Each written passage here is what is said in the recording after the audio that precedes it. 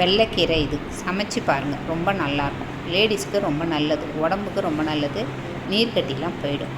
ஒரு பாத்திரத்தில் தண்ணி வச்சு 2 கரண்டி பாசிப்பருப்பு போட்டு மஞ்சத்தூள் போட்டுடுங்க.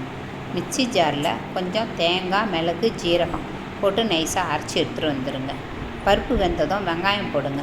வெங்காயம் போட்டுட்டு ஒரு கொதி வந்ததும் கீரையும் போடுங்க. கீரையும் போட்டு நல்லா கொதி வந்ததும் கொஞ்சம் மிளகாத்தூள், கொஞ்சம் உப்பு போட்டு நல்லா வெந்து ஒரு கொதி வந்ததும் இந்த அரைச்சி வச்சுருக்கிற மிளகு ஜீரகத்தையும் அதில் போடுங்க. போட்டு 2 கொதி விட்டு இறக்கிங்க.